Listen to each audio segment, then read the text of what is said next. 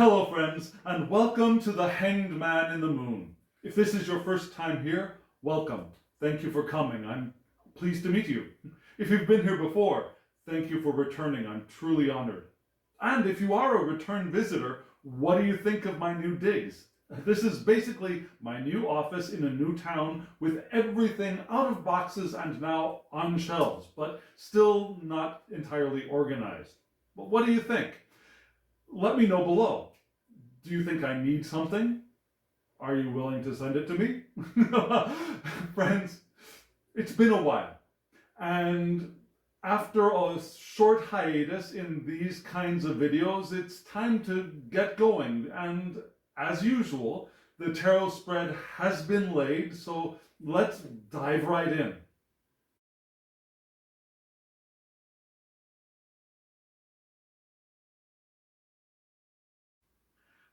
Friends, what do you think of this deck, as well as this spread?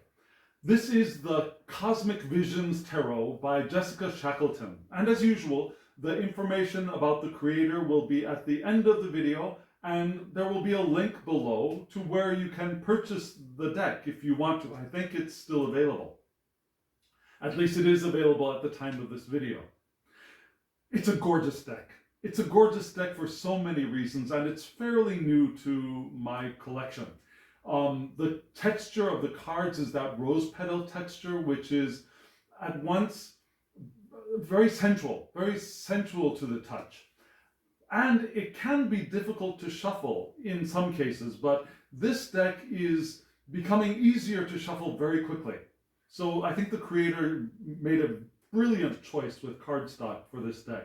And the art. The art is what really makes this deck. The black on white with the rainbow splashes of color are gorgeous. They're gorgeous images. The conception of the deck is gorgeous. And the colors are right up my alley, as you would say. I love the jewel tones of the rainbow colors and then the black and the white as the basic concept. Also, it's very interesting. My photographs are not superb, but if you look at the cards yourselves, you will see that the black of the background, the black of the image, is not a monochromatic black. There's texture to the blackness of the cards. Also, there's diversity within the deck. There are races. There are some body type differences. It's a lovely deck, so I highly recommend it. And that's the reason that I wanted to use it for this spread in my new digs, in my new town, in my new life. So let's look at the first card of this spread. And let me tell you why and how I decided to lay this spread.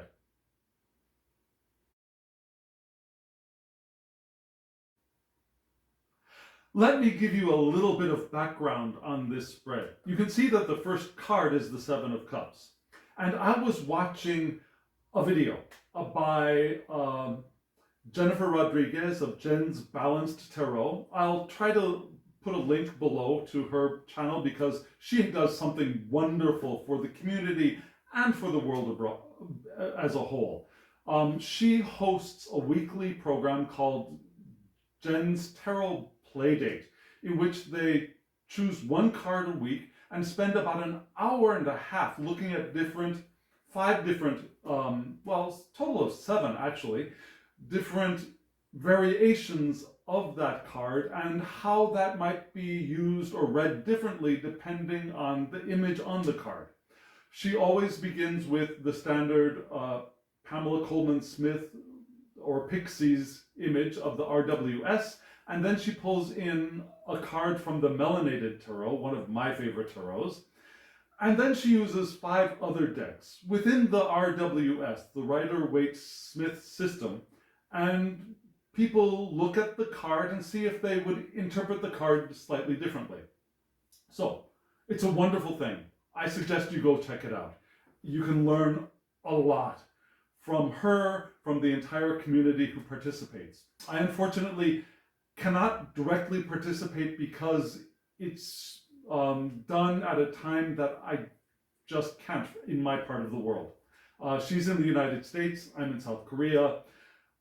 When she's doing the live, I'm asleep and getting ready for work the next morning. So it's not a very easy time for me, but I always watch back later on, the next day. And I recommend you do too.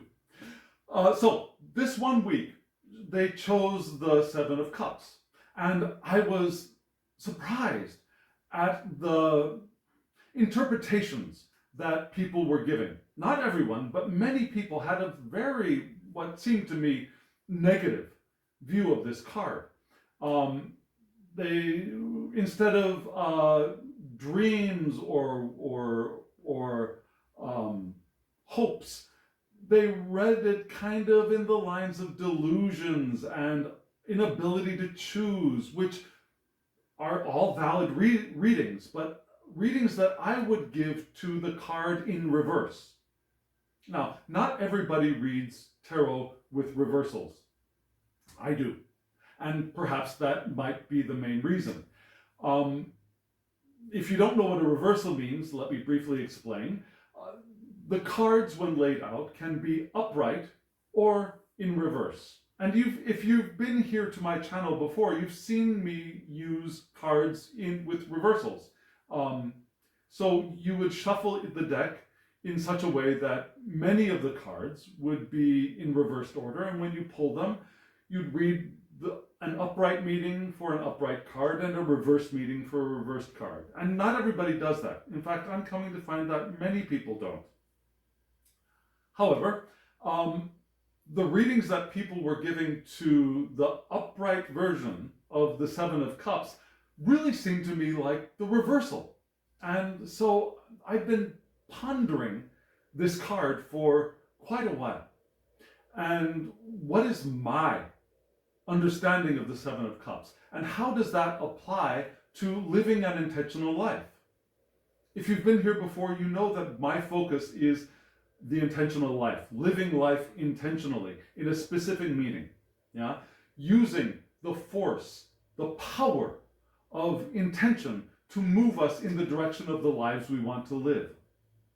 And I believe the Seven of Cups is a very, very helpful card describing something essential to living an intentional life.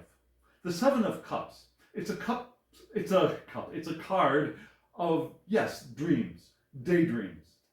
In this deck, you don't see it perhaps as clearly as Pamela Coleman Smith's card, where you see 7 cups, each holding a different thing. One with jewels, one with a castle, one with a dragon, one with the head of an angel, they say.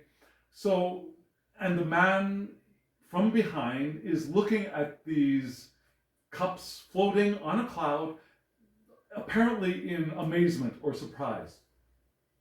And to me, that cup, and this cup as well, is a card of dreams. It's a card of imagining and daydreams.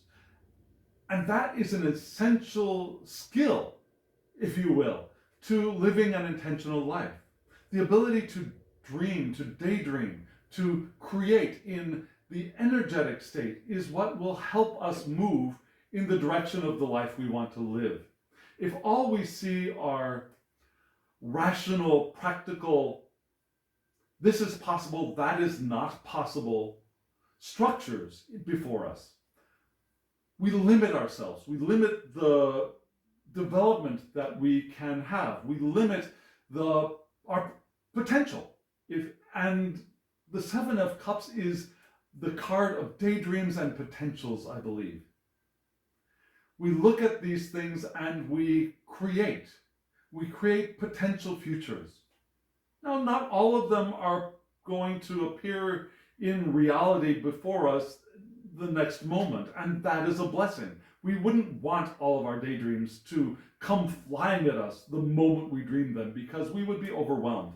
We would be burdened by an immense amount of material stuff. But having that dream, that vision of what could be, is what helps us to move in that direction. and helps direct the flow of our intention, because our intention can move in any direction we want it to. Yeah? Our intention course corrects every time we make a choice.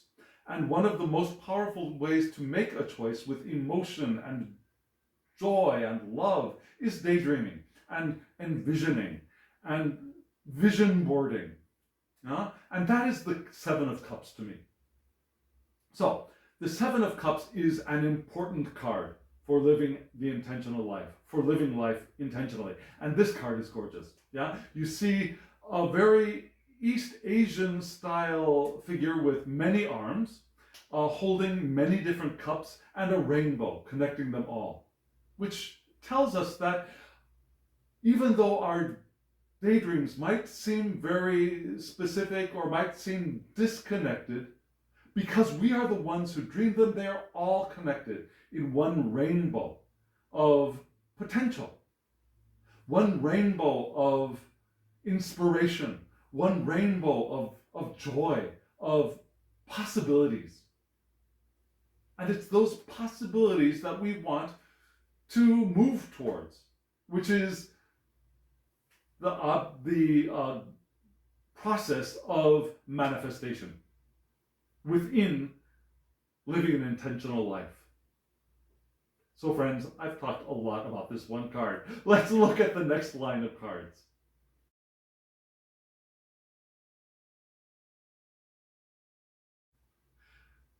I'm sorry, I love this deck so much. I love the images and the artwork on this deck deeply. And you can see in this line of cards, we have first the Judgment card, the Nine of Cups card, and the Death card, but don't get scared. If you know tarot or you've been here before, you probably already know that the Death card is not the end of life. Yeah, it's the end of something and transformation, but we'll get there when we get there. The first card is the Judgment card. And the Judgment card can be read in many ways, and it's read in different ways by different people, and envisioned in different ways in different decks. The Judgment card is often the card of the calling, yeah, the trumpet from heaven calling us, awakening us to a new life. There's a sense of that here, a sense of that. It's not entirely the image that I see in this card, but you can see that a little bit in the rainbows. I love rainbows. The rainbows coming down from above, from three triangles, very Trinitarian, very Christian in my perspective. But if you're not Christian, Roman Catholic as I am, you can see that in many different ways. But the Trinity, the triune, in Celtic spirituality, there's the Triskele, yeah? 3 is an important number and an important form in many spiritualities. And so coming down from that is a rainbow perhaps calling. But you also notice the woman looking into a pool of water, somewhat reminiscent of the Star card, but yeah, okay, she's looking into a pool of water and seeing her reflection in negative. So another reading of the Judgment card is judgment, yeah? Looking at who we think we are and judging whether we have done well or poorly, yeah?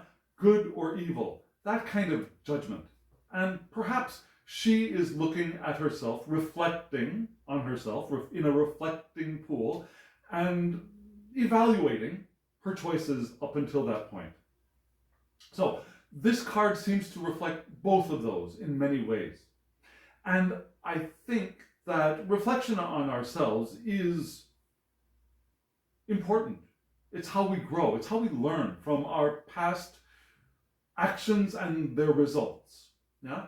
We do something, we behave a certain way, and we get a result. And if we can evaluate that, we can decide if perhaps we should continue doing that thing, or we should change if what we have done is harmful or gives a bad or unwanted result. There are no bad results, really. There are unwanted results. Yeah? unwanted results lead us to other results if we are growing. So let's say that there are no mistakes. There are only opportunities for learning and growth.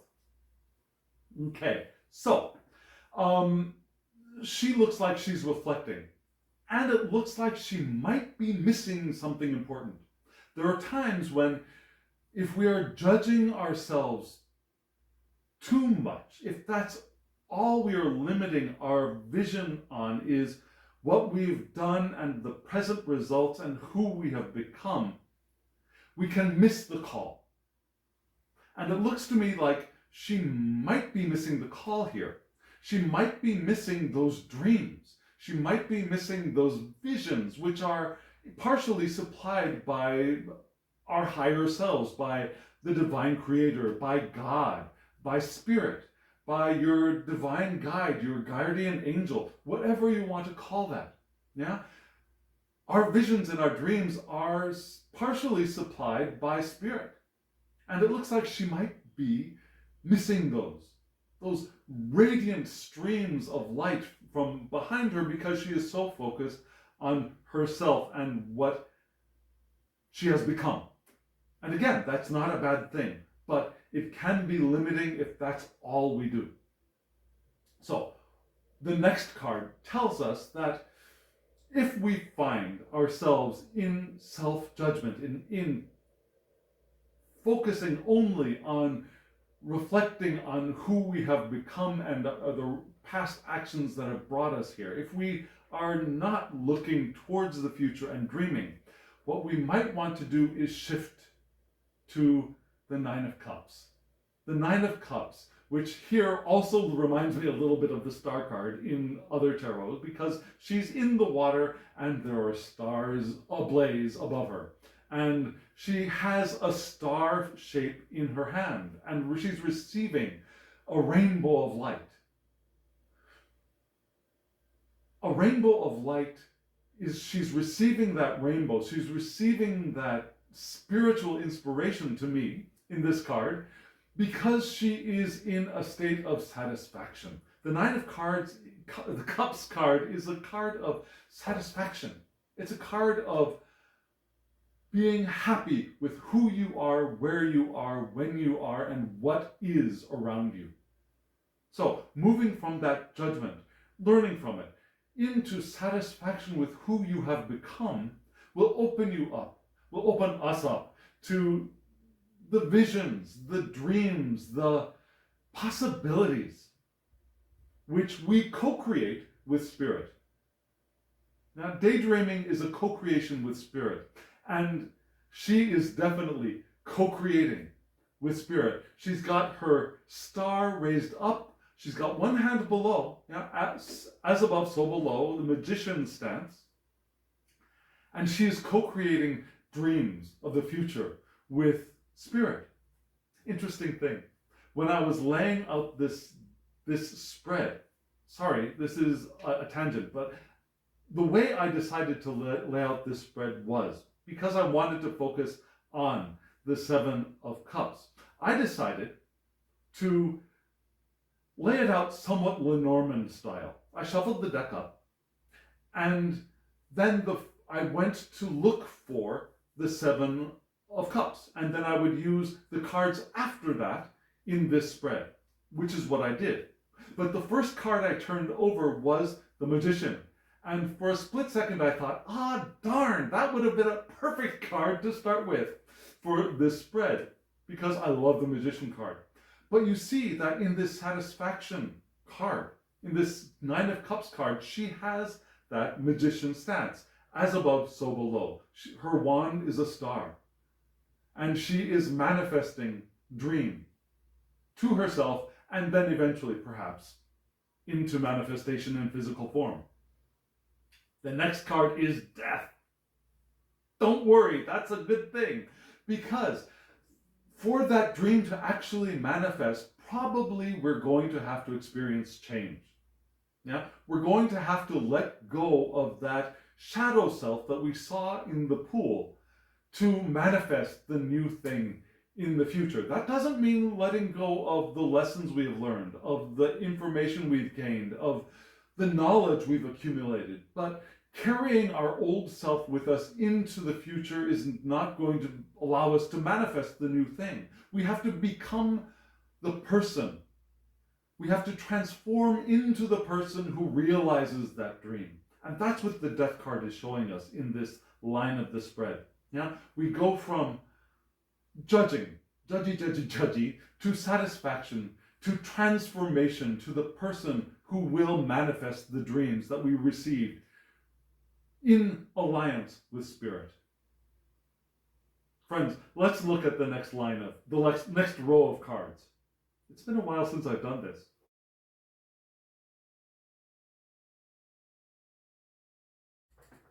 So friends, the next card, or the next line, starts with the Six of Pentacles, moves into the Eight of Cups, a lot of cups in this spread, and then the Mother of Swords, which in other decks would be the Queen of Swords.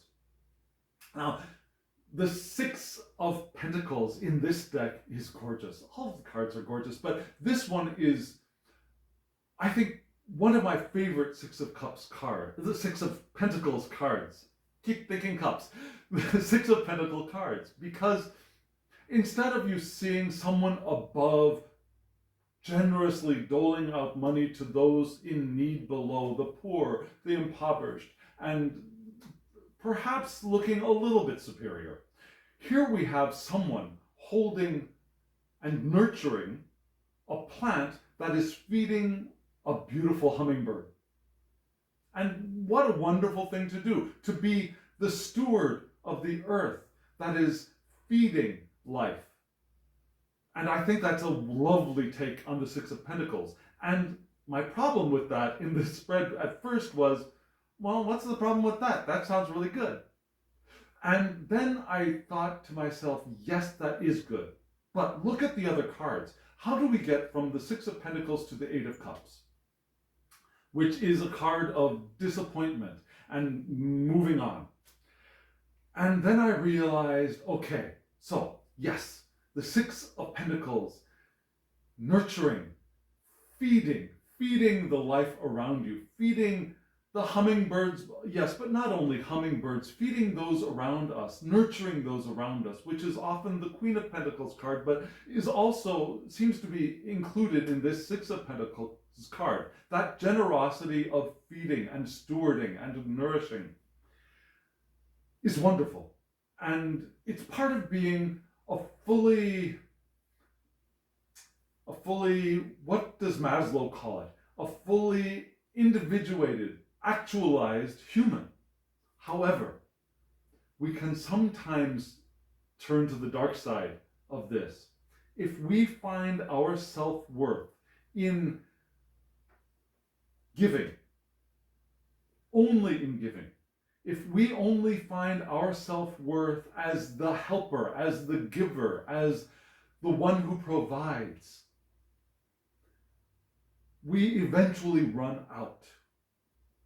If our identity is linked to what we can give to others, we will run out, or we will be disappointed because perhaps we're not going to get the return that we expect. We're not going to get either the adoration, hopefully we're not looking for adoration, the love, many of us give because we want love, the return emotional energy, or the return, or even the return material energy. We will eventually become disappointed and lead in to the Eight of Cups, the broken cups, the disappointed cups, the cups of this isn't the way it was supposed to be. Many caregivers, if they only focus on caring for others, run into this problem. The caregivers crash. And I think that's what this line is showing us, that, yeah, there's the judging ourselves, which we just saw, but there's also the, I'm the giver.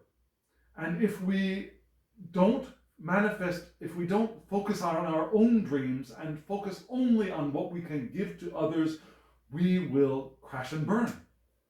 We'll crash and burn, and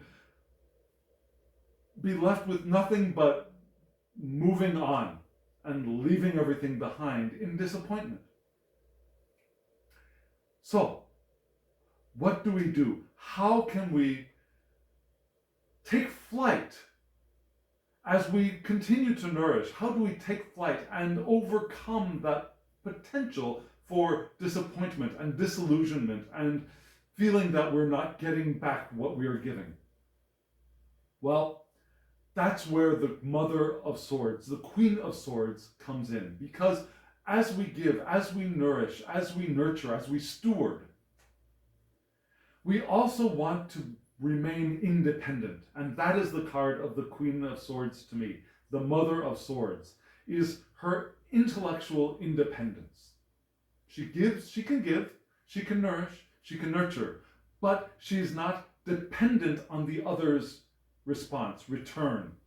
She is independent and she can take care of herself. Yeah, you can see that she's got her sword in her hand and she doesn't need any clothes on her. She doesn't need anything to protect her. She's got her wits about her. She's the witty card. She's the intelligent card, and she knows what to do. She can cut through all the BS, if you will. And once she's cut through the BS, there her dreams, her daydreams, her visions will be apparent for her. Let's look at the next line of cards.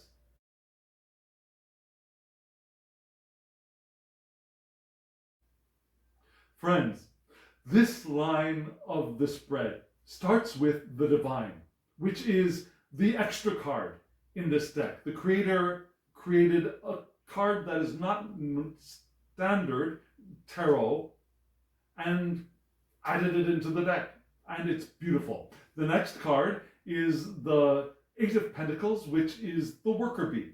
Yeah, the bee. Do you like bees? I love bees.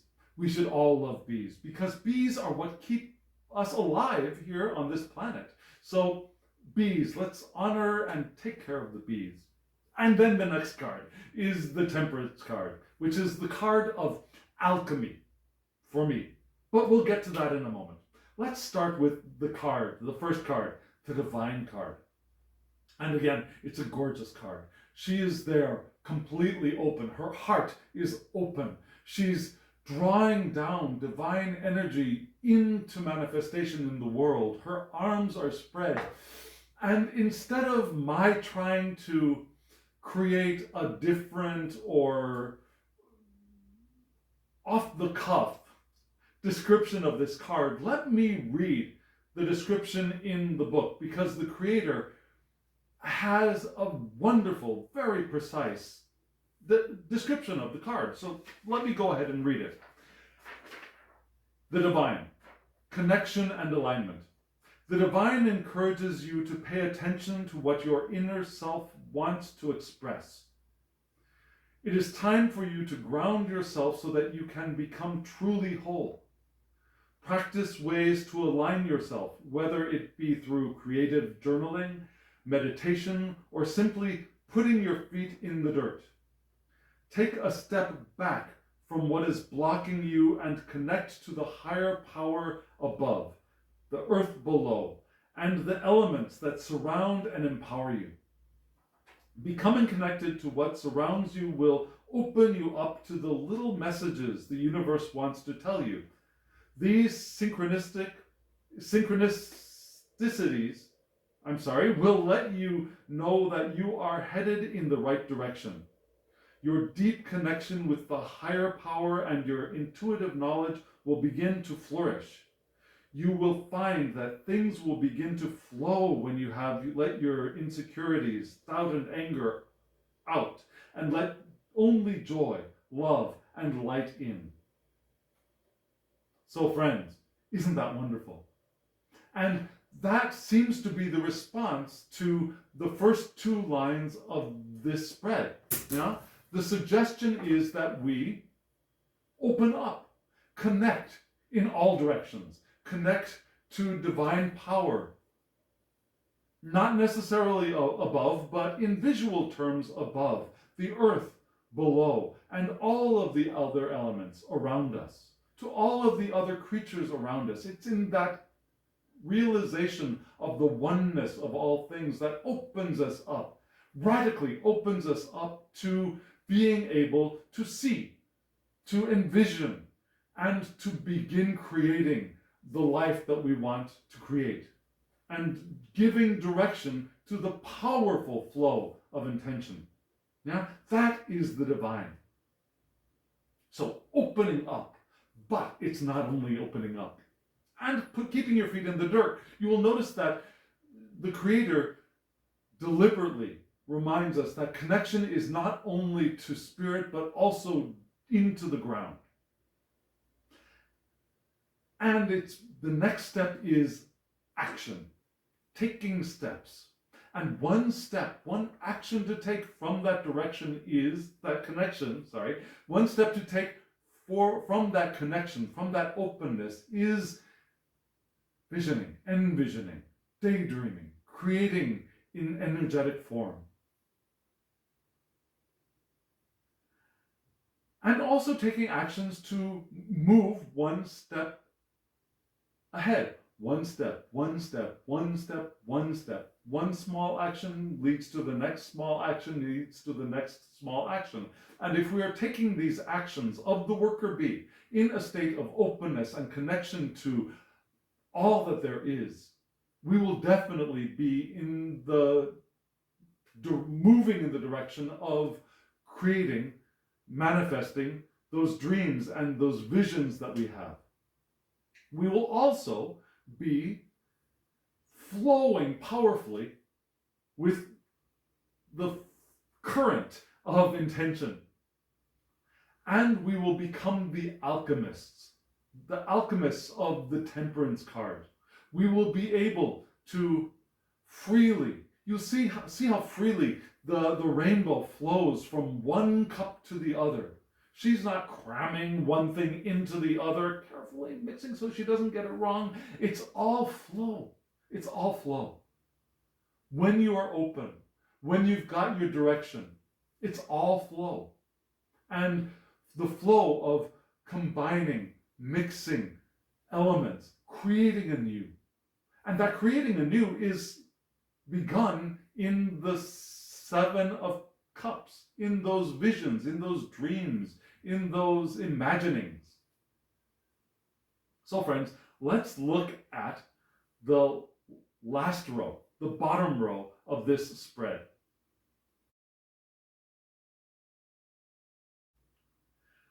This ending line of the spread, these two cards. Now the Father of Swords, which is traditionally the King of Swords, and the 7 of Pentacles are the result, the conclusion of this spread. Yeah? So once we've gone past judgment, once we've gotten beyond receiving or determining our self-worth by what we give, once we've attained our independence, once we are ready for transformation, yeah? Once we begin the amazing process of alchemy in the temperance card, then we will become the Father of Swords or the King of Swords, the one with the long-term vision, the one with the wide, clear understanding of the course to take. Because it's from those 7 cups, those 7s of cupses, that those dreams, those imaginings that we put out there, and then when they line up, when they get into place, we start to see. When we're open, we start to see the grand vision of where they are situated on our path. First, when we're daydreaming, they're not grounded, they're not situated, they're okay, fantasy, but in a good way fantasy. Not fantasy like, it's just fantasy, you can't believe that, it's fantasy. No, fantasy in the sense that it has not been grounded in reality yet. Yeah? When they do get grounded on our path, That's what the King of Swords is able to see. It's where that dream lands on the path. It's where that dream lands on the path. And those can shift. Yeah? Nothing is completely rooted, and those dreams can change. It's not like once it's landed there on the path and you can see it, that it's now fixed and irrevocable and immutable. Yeah? They can change, they can shift. Our dreams change, and they transform, they transmute into other things. And that's good. That's part of our growth and our development.